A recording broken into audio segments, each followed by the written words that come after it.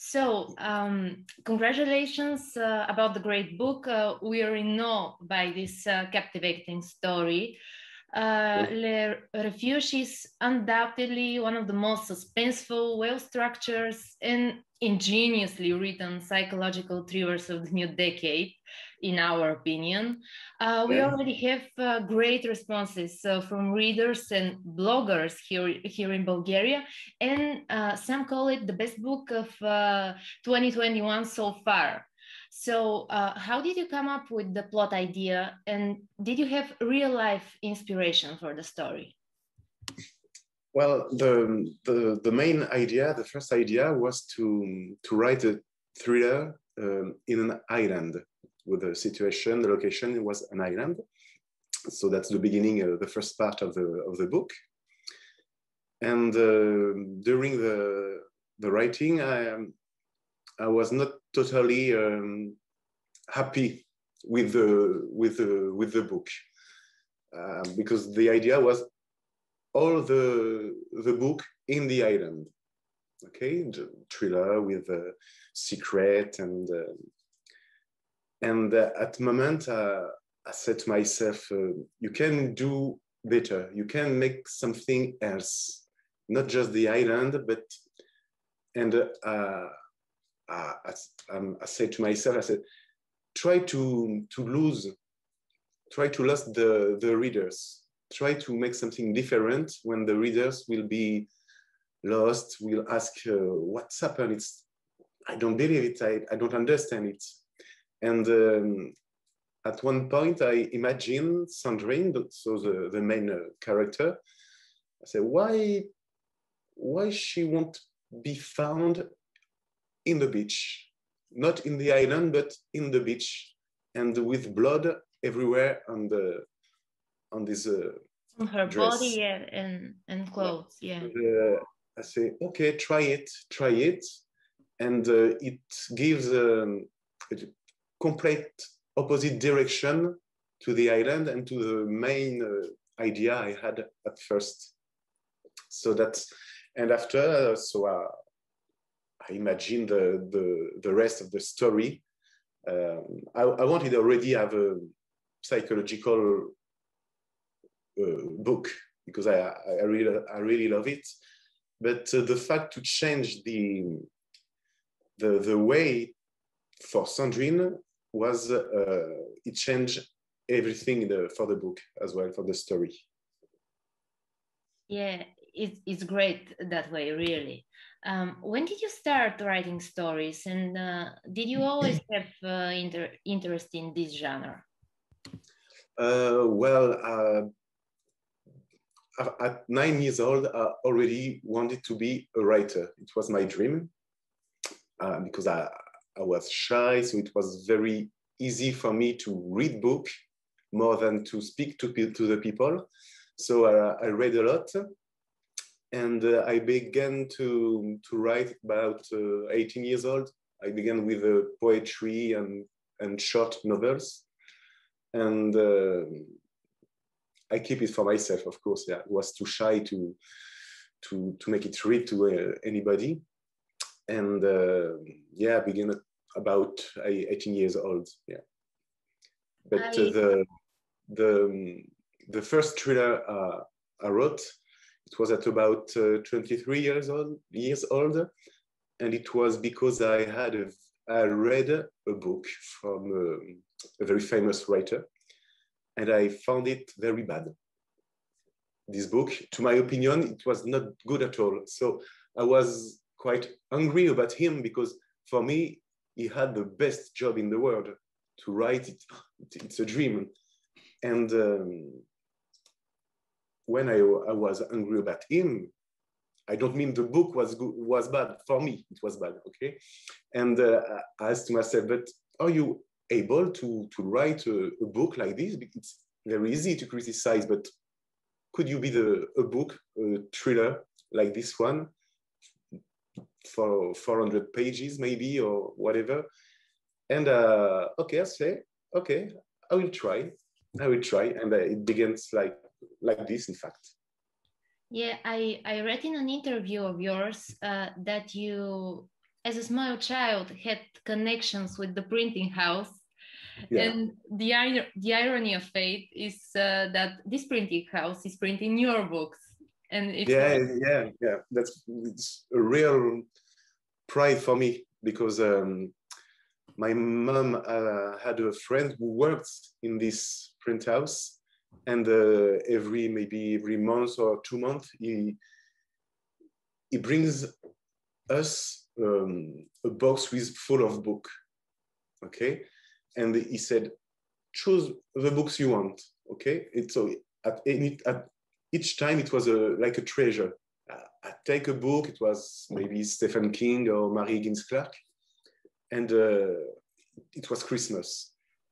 And when not for the first one, but for the second book I wrote with Kalman Levy, I asked them if they can make it print in my town. And they say, no, yeah, no problem. So yeah, it's very, I'm very proud of it to help this print house as it helps me when I was a child. It's very sweet, yes. And you mentioned your other work. How different the writing of Le Refuge was from your previous books? Well, it was not different. I mean, for every books, I think it's like a movie, in fact. I don't write a chapter. In this first chapter, I will talk about him or her, etc., etc. I just imagine as a movie. And when I have the movie in my head, then I began to write. The only difference with the refugees, it's that at the end, I was very, very, very happy to finish it, because during maybe 6 months, I was with the characters. I share the pain, I share the joy with Sandrine mostly. And it was, at one moment, it was very heavy because it's difficult what she did. And it's like I have weight on my shoulders. And when I finished this book, it flew up. I was very not happy, because it's very difficult to finish a book, because it means that you say bye-bye to the characters. And to everything. It's not very, it's difficult by any way, but the difficulty of the story and the pain of Sandrine, I share it with her during 6 months. So yeah, it was a breath when I finished the book. Yeah, and you mentioned that you wrote it as a movie, and in fact, it has great cinematography. I see it as a movie, and it's great, really great. I read it for just one night, and I was so frustrated, and I couldn't leave it for the world.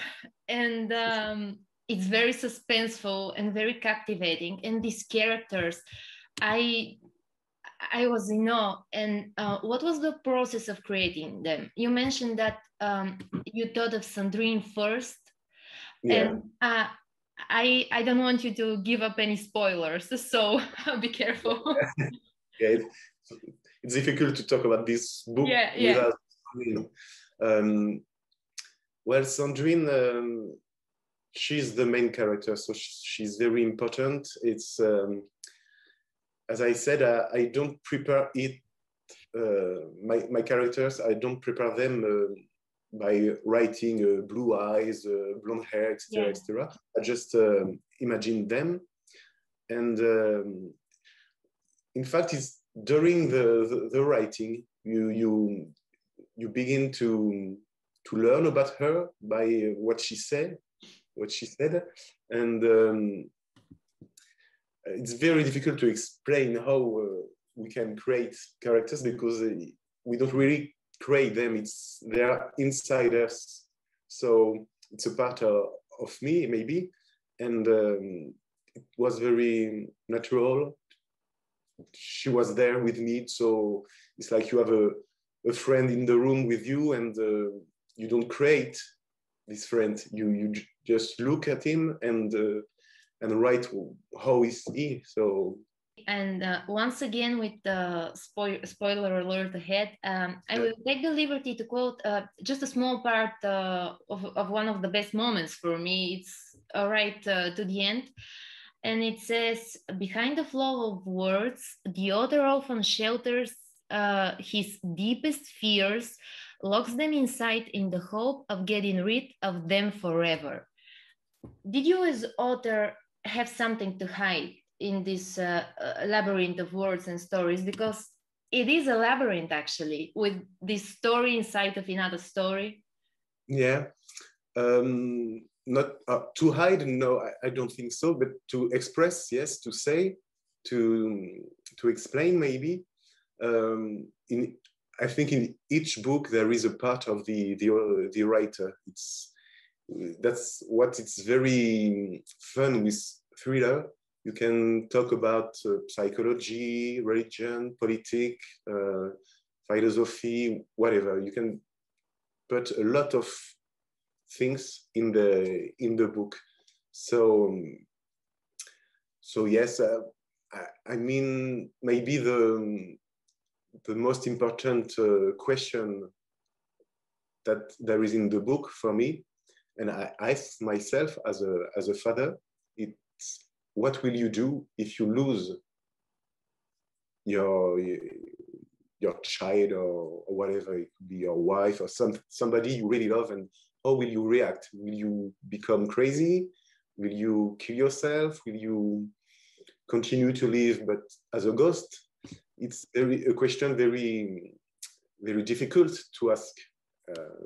And I think it's, at the beginning, I asked me this question, and it becomes the story after. Yeah, it's like a leitmotif through the whole story. And yeah. I think this is one of the main messages of the story. Yeah, that's it. Yeah. Putting yourself in this position. And I read something from Sigmund Freud, because we classify the book as a thriller, but it's so much more. It's psychology there. So Sigmund Freud considers escapism fantasies as an important element of people's lives. And why do you think we need to build our own mind shelters? Is it important, and can it be positive in a way? Well, firstly, I think it's natural. We all use that without knowing it, without seeing it. But it's useful because sometimes we have to fight against our own fears, or fragility, and for people who had violence, domestic violence, or terrorism, or things like that, the brain try to protect them by any way. So it's a reflex, I mean. And yeah, Freud was right, of course, but I think it's natural. We all use it when we are child or when we become older. And in the book, it's really high level. I mean, it's not, Sandrine is very, how to not spoil, but she's very touched by what happened. And so her brain has to protect her. Yeah, and I think you mentioned in the beginning of our conversation that at first you thought you should put the story on an island, and I think the island is a great metaphor for that, for the whole story. Yeah. And can you share with us which books, which authors are your refuge and inspiration? Well, I don't used to read a lot of thriller. I don't read a lot, but I have 3 books that I read, maybe not every year, but every 2 years, that's for sure. It's L'étranger d'Albert Camus. Yeah, one of my favorites too, yeah. Shakespeare, of course, I really love to read the Shakespeare. And there is a ghost story from Peter Straub. It's a horror book, but the narration is very perfect. So those 3 books, I used to read them very, very often. Yeah. And lastly,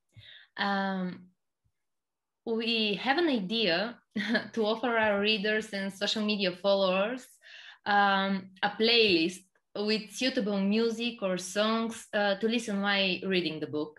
So could you give us some of your recommendation for the soundtrack of The Refuge? And I think Lucien Bouillet is a must. Yeah.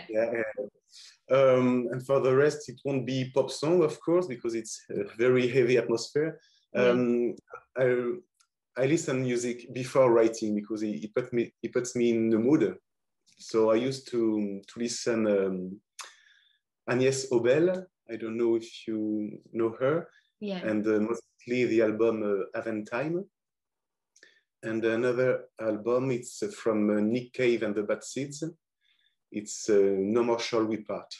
And I used to listen them very, very frequently. Okay, they're great. And we want some of our favorite songs or something we find suitable for the book. Thank you for this conversation. We were very excited. We absolutely love this book. I can read it over and over again, and I think it looks great with this cover and everything. And we hope to read some new books from you. And thank you once again for this conversation. Thank you very much, and take care of yourself.